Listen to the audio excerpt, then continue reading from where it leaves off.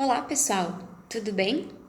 Hoje eu vim conversar um pouquinho com vocês sobre o simbolismo, que é uma escola literária que vai vir um pouquinho ali depois do parnasianismo e do realismo. Então, para iniciar, eu trago para vocês essa pintura do francês Gustave Moreau, que se chama A Aparição. Ele foi um pintor clássico do simbolismo, né? Olha ali, a gente consegue ver a imagem, a projeção, toda essa questão de luz. O que a gente vai ter no simbolismo? Os simbolistas, eles são contemporâneos ou vindos, né, um pouquinho depois dos parnasianos e dos narradores realistas. O parnasianismo vai ser uma escola que vai se efetivar basicamente na poesia, quer dizer, exclusivamente na poesia, e o simbolismo vai se efetivar também principalmente na poesia. Na questão técnica, ele vai ser o sucessor fatal do parnasianismo. Por que sucessor fatal? Porque ele vai vir para acabar com todo aquele tecnicismo, né? Digo tecnicismo no sentido de empregar uma técnica na escrita da poesia. Então, o simbolismo vai soltar essas amarras da forma, vamos dizer assim.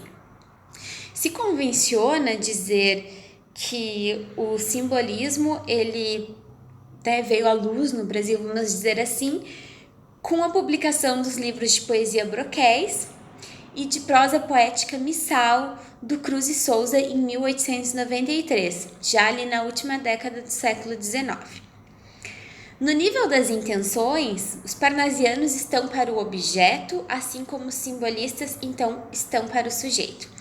Então, nos parnasianos, a gente tem toda essa questão de arte pela arte, de uma arte que não se propõe exatamente a comunicar uma coisa específica ou que não tem um comprometimento estritamente social, mas que vai se focar em objetos, que vai descrever cenas, né? As cenas das pombas voando, aquele vaso grego, lembram essa poesia clássica do tradicional, né?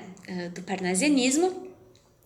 E os simbolistas, por outro lado, vão voltar o olhar para o sujeito. Então a gente vai ter um pouquinho no simbolismo daquela visão que a gente viu com os românticos, né? Especialmente os românticos egóticos. O grande autor, então, do simbolismo é o Cruz e Souza, né? E por que eu trago para vocês esse mural? Porque ele era de Floripa, né? Um catarinense, então, nascido em Florianópolis. E em 2019 ele foi homenageado com o mural Cisne Negro, que faz parte de um projeto que se chama Street Art Tour e que tem como objetivo saudar grandes símbolos da cultura catarinense, né? Então, só para a gente ver a importância desse autor retratada hoje em dia, em 2019. Então, características principais do simbolismo. Vamos lá, então.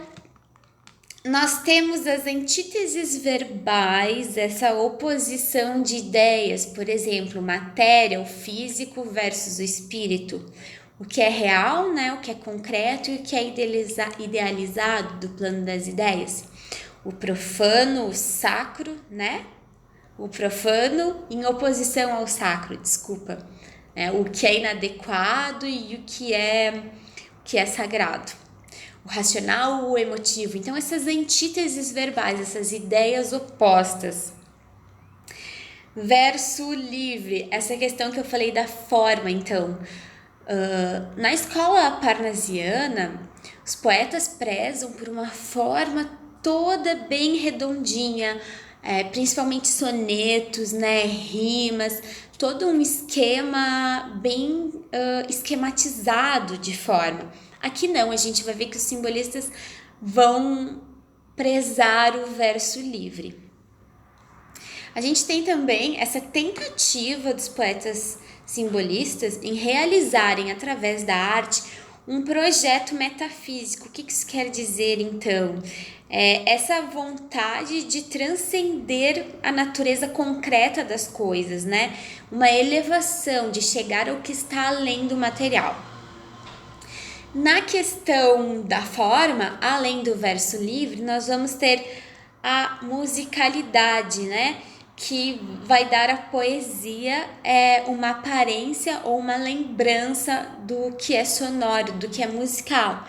Isso vai vir principalmente através de o quê? De figuras, né? Figuras que vão reproduzir um certo som. Por exemplo, a literação, que são as repetições de consoantes, né? Dos sons das consoantes. Nós vamos ver um exemplo hoje. E a assonância, que são a repetição de sons de vogais. Abordagens sensoriais. O que são abordagens sensoriais?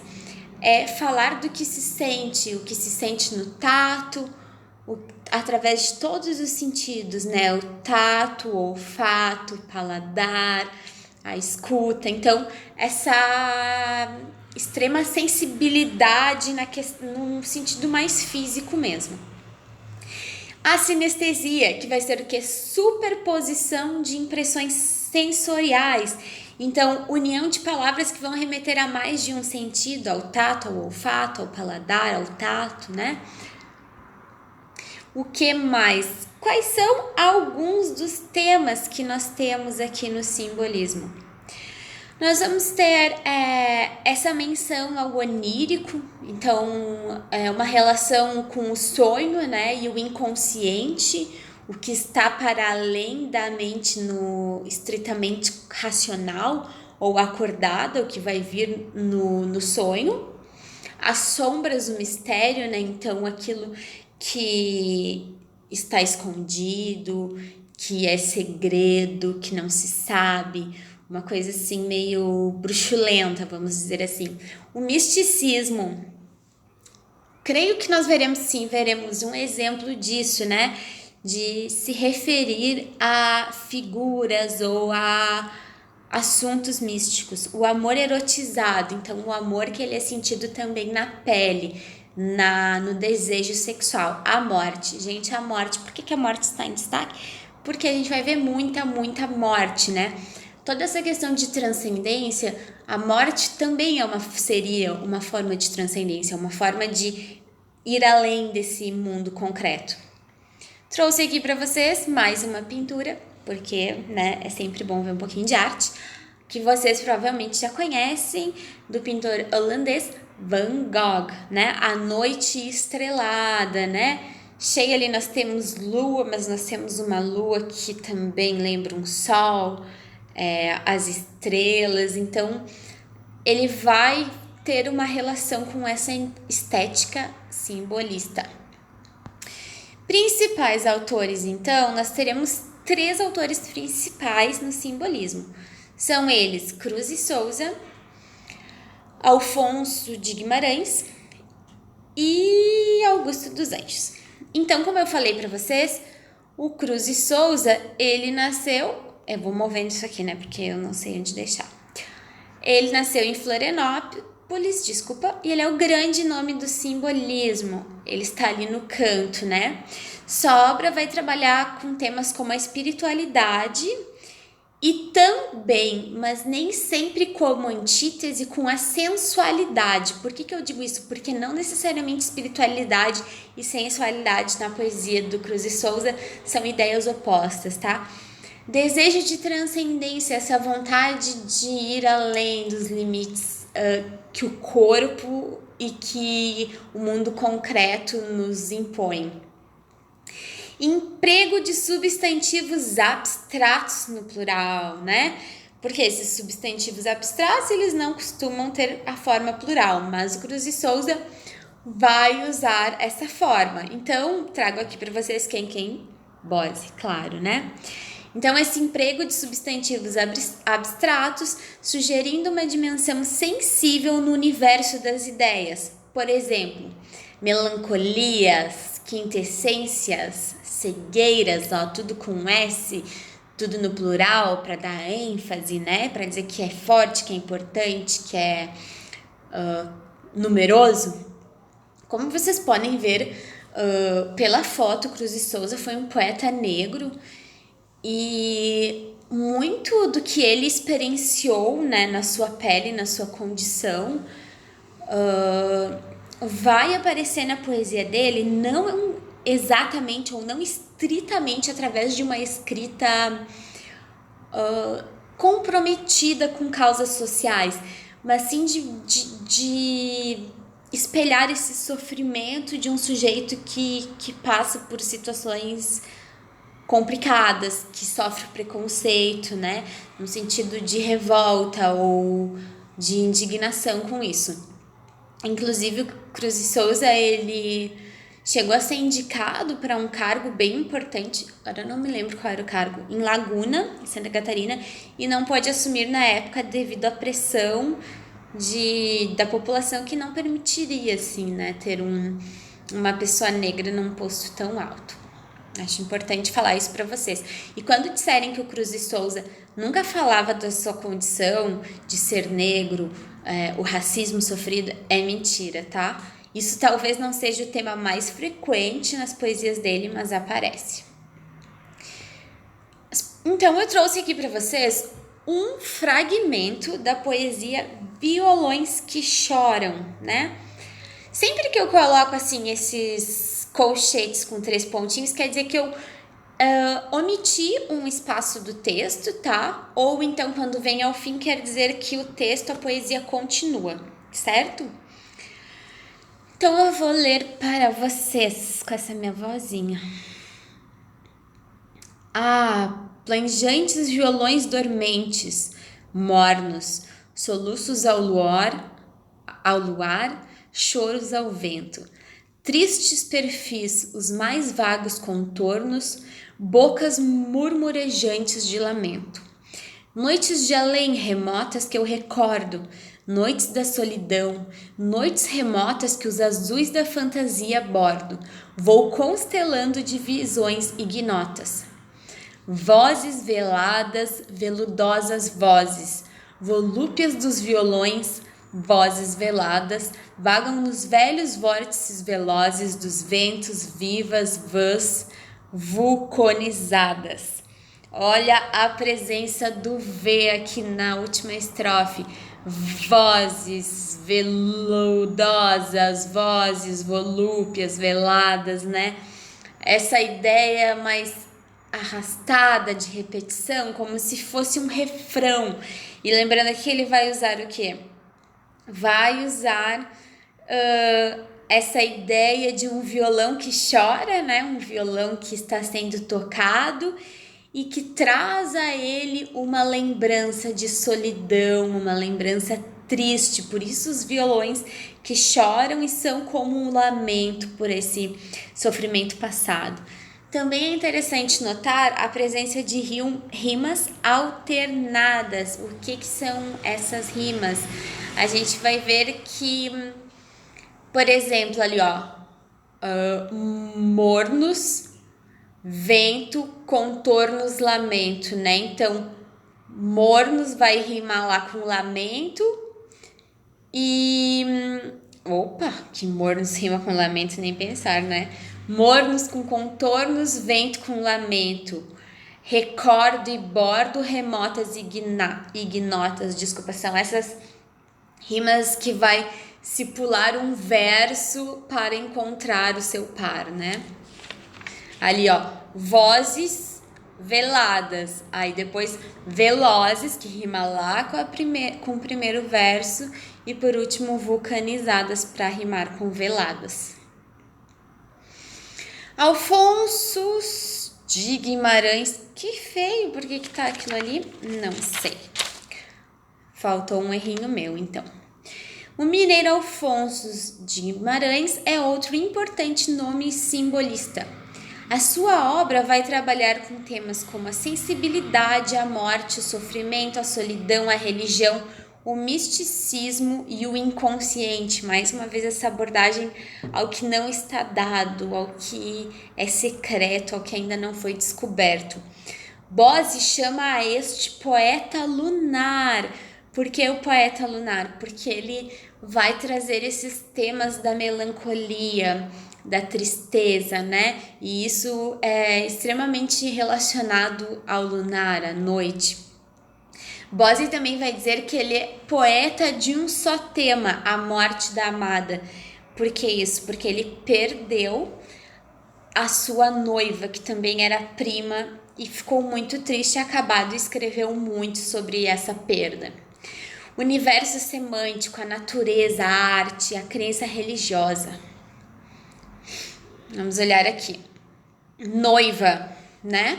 Olha ali, fragmento também. Então aqui já está no título dado para quem ele escreve esse poema.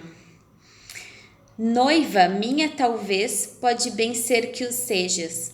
Não me disseste ao certo o dia em que voltavas. O céu é claro como o teto das igrejas. Vens de lá com certeza. Quando morreste, o sol era morto e ainda agora, para mim se prolonga essa noite de guerra. Acaso vens com teu olhar de eterna aurora, aclará-la outra vez, vindo de novo à terra? Quero abraçar-te e nada abraço. O que me assombra é que te vejo e não te encontro com os meus braços. Morta, beijei-te um dia. Hoje tu és uma sombra, exilada do céu, para seguir meus passos. Olha o pesar desse eu lírico, né? Quero abraçar-te e não te abraço. Esse poema tá explícito, porque já no título ele diz para a quem ele se refere, né? A noiva que é dele, né? Pode bem ser que o sejas, mas partiste e não me disse quando voltava, né? Quando morreste, o sol era morto, então a morte acabou com o sol. Olha a morte da luz aí e o regime lunar. Para mim se prolonga essa noite de guerra. Acaso vens com o teu olhar de eterna aurora aclará-la outra vez, vindo de novo à terra? Então, desde a perda dessa noiva, o mundo é uma eterna escuridão. Poema lindíssimo. Aqui nós temos o mesmo esquema de rimas que a gente viu ali no Cruz e Souza, né? Por exemplo, digo nem sempre, aqui ó, na última estrofe que eu coloquei, a sombra, braços, sombra, passos, rima alternada. Agora, antes ali a gente tem agora, guerra, aurora, terra, ó, já muda o esquema de rima. Sejas, voltavas, igrejas, certeza. Aqui é uma rima emparelhada, né?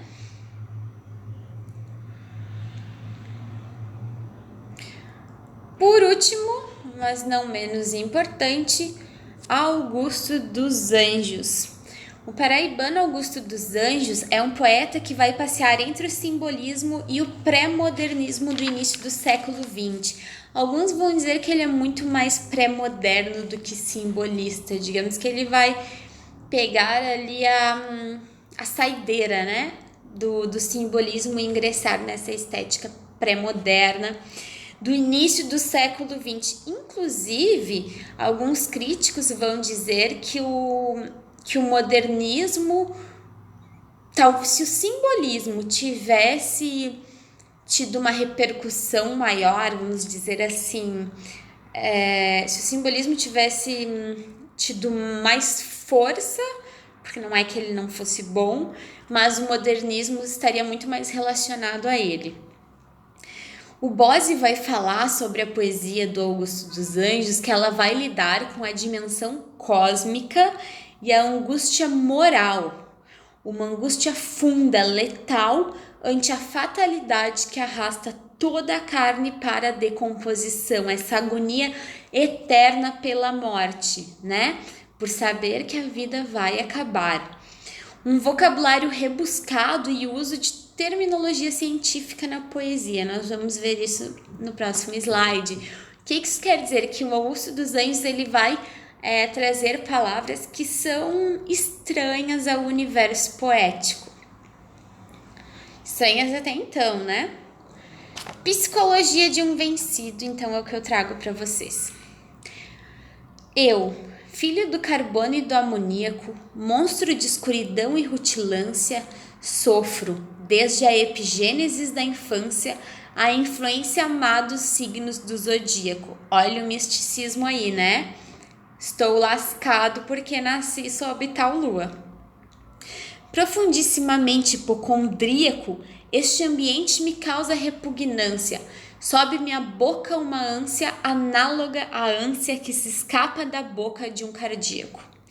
Já o verme, este operário das ruínas, que o sangue podre das carnificinas come e a vida em geral declara guerra, anda a espreitar meus olhos para roê-los, e há de deixar-me apenas os cabelos na frialdade inorgânica da terra. Eu, particularmente, sou uma fã de Augusto dos Anjos. Olha o que nós temos ali, né? Essa presença de um campo semântico que não é próprio da poesia. Ó, carbono, amoníaco, a gente tá falando que é literatura ou é química, né? Isso foi inovador à época. Esse sofrimento que vem desde a infância, essa profundissimamente hipocondríaco, porque se sente sempre doente, está sempre tendo essa consciência de que a sua vida pode acabar a qualquer instante, né? Então o verme é aquele que tá ali me esperando para morrer, né? Vai o quê? A vida em geral declara guerra, então o verme tá sempre esperando a morte. E ele também, né? Ele também não consegue viver porque tem essa ânsia, esse hipocondrismo, essa ânsia, essa angústia por saber que um dia virá morrer. Rima, aqui a gente vai ter outro tipo de rima, né?